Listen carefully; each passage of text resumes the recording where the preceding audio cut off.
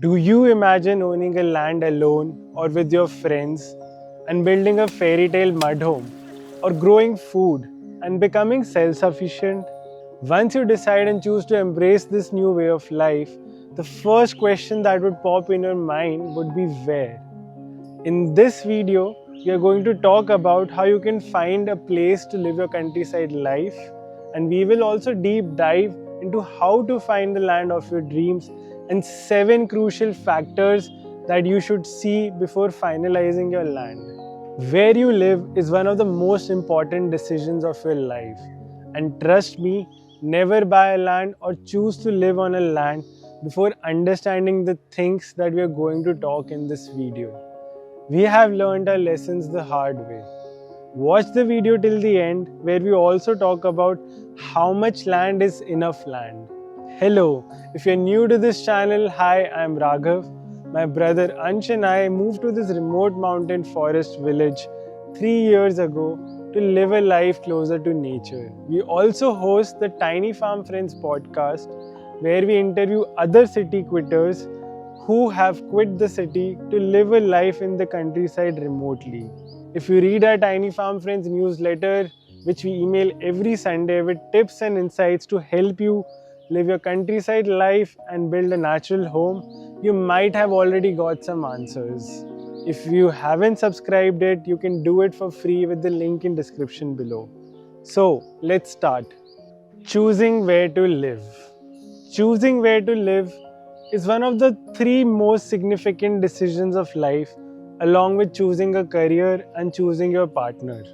This decision doesn't only involve you moving physically, but also mentally. You might prefer a mountain or a beach town. We wanted both. Some people have an ancestral land in the villages, but then there are people like us who wanted to move to the mountains to live in the countryside but had no ancestral lands or connections to guide the way. Before you even start searching for a land, you need to identify a town or a region to relocate. You need to establish some parameters based on your priorities, depending on your budget, comfort, existing career, lifestyle, family and personal needs. When choosing a place to live, consider these key factors. The number 1 factor to start with is definitely climate. How much cold or heat can you tolerate? Would you want to live in a region where it rains a lot? Do you want to live in a region where it snows a lot? So these are the questions you need to ask yourself. Second, proximity to other cities. Even though you might want to live little remotely in the countryside, but you still want proximity to your parents or your friends. So you can take that into consideration. Third is connectivity. If you travel often for work, you need to see if it is well connected with airports, train stations and bus stations. Fourth, community and economic opportunities. Are you looking for community based on your interests such as sustainability, arts, or even wellness? Is that region a tourist destination? Because that will bring more foreign tourist influx and create more economic opportunities for you. Fifth, healthcare. Does that area have primary or secondary health facilities? Sixth, degree of seclusion. Do you want to live in a completely isolated place, or do you want to be part of an intentional community such as an eco-village? Seventh, family dynamics.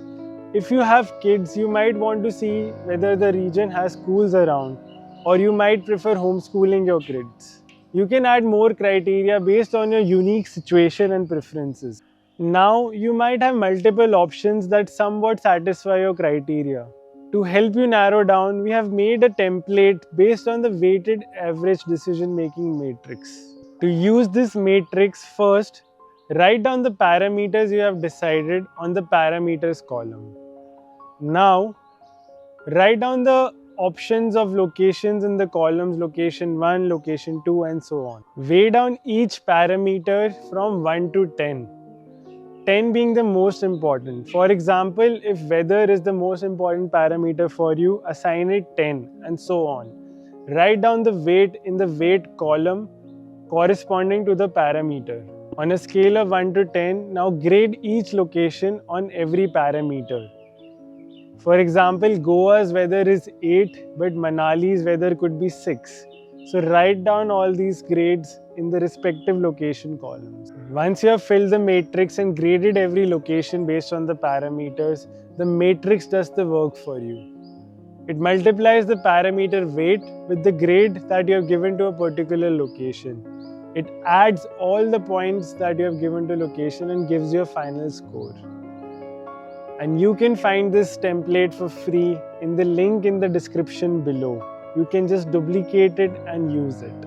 Once you narrow down towards a town or a region using our template, you might be wondering now how to start searching for a land in a region that might be new to you. So let's talk about how to find land. There is a chance that you might follow people on social media that might have already quit the city and moved to that region. So you can reach out to them on social media and ask for their help on how did they find land or whether they would know a trustworthy real estate broker. It is very much important that you work with a real estate broker who has come through a reference or it is someone who you trust. You can also join local Facebook groups or check out Facebook marketplaces, and you can also take out some time to go and scout lands yourself. You can drive around or go for treks, but it is suggested that you find someone local to go on scouting with for better insights. Your land is the ultimate make or break factor that would decide whether you thrive or just survive in the countryside. This decision involves consideration of various factors that would ensure that it meets the needs of your envisioned lifestyle. Here are 7 key factors you should see while selecting a land for your dream countryside life. Number 1, the most important factor, that it should appeal to you. As soon as you visit the place, it should resonate with you. You should feel a connection with it. In your gut, you should feel the energy, you should feel the good vibes. You should imagine living a life in that land. If this doesn't appeal to you, then it doesn't matter if the land checks any other factors. Next is water. It is a deal breaker. Without it, life cannot happen. You need water to drink, grow food, wash utensils, shower, also to build naturally. You need to ensure that there is clean and natural water supply through a source such as a river, creek, well, which is available throughout all the seasons. You can ask the locals about the water sources that they have been using and also ask them about the amount of rainfall that happens in that place. Like water, sunlight is another important factor. You need it for growing food, heating your home, and for solar power.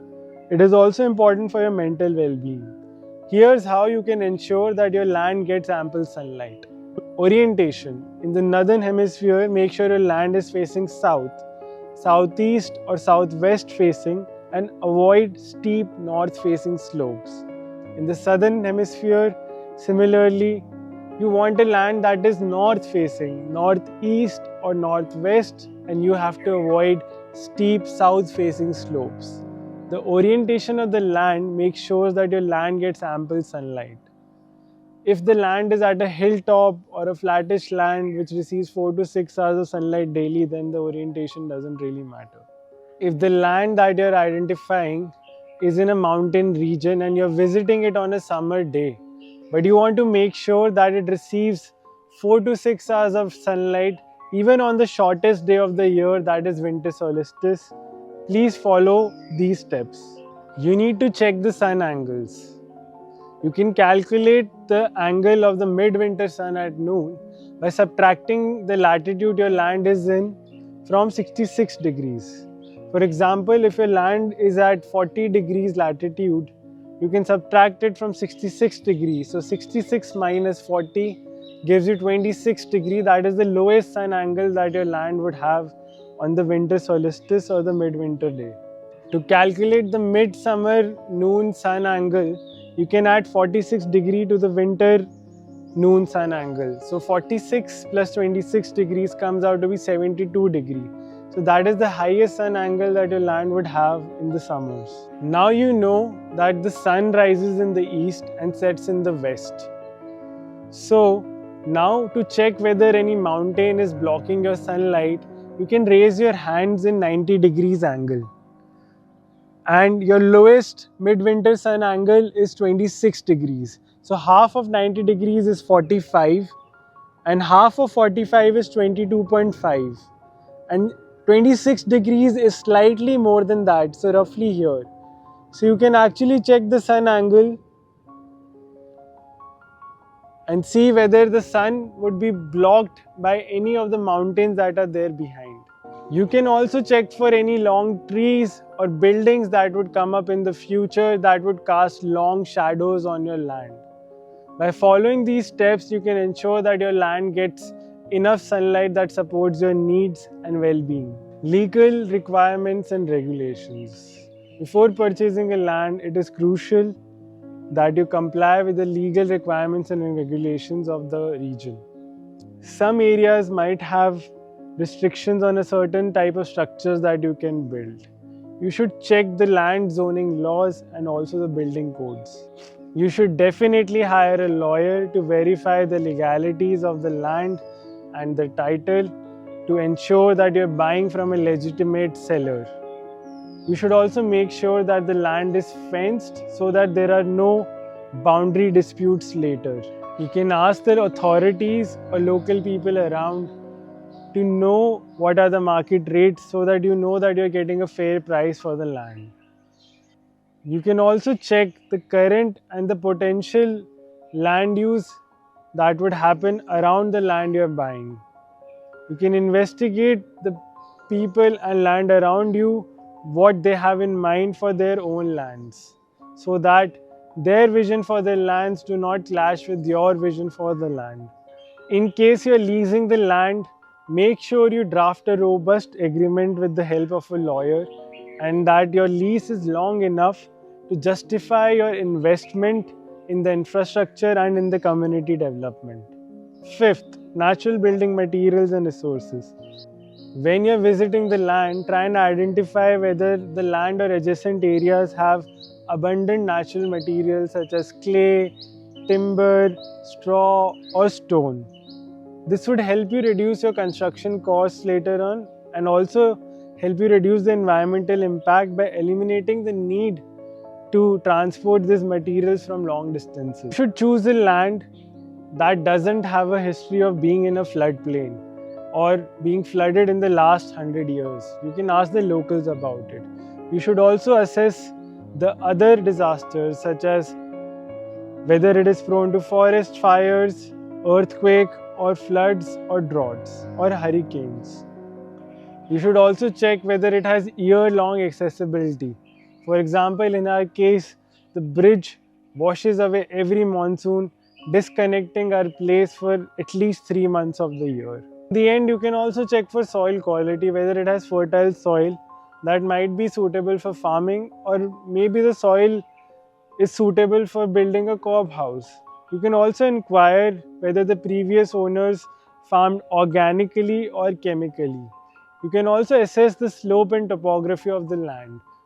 On a flat or gentle slope land, it is easier to construct and do agriculture. But if it has a steep slope, it gets difficult to construct and do agriculture. Selecting a land always means to create a balance between these factors. You'll always have to make a trade-off or compromise between the factors. For example, if you have poor soil, you can always work with it, or you can also work with the slope to build something out of the land. You'll not always find a perfect land, but you'll have to weigh down each factor against your needs and priorities and then come up with a solution that suits your envisioned lifestyle.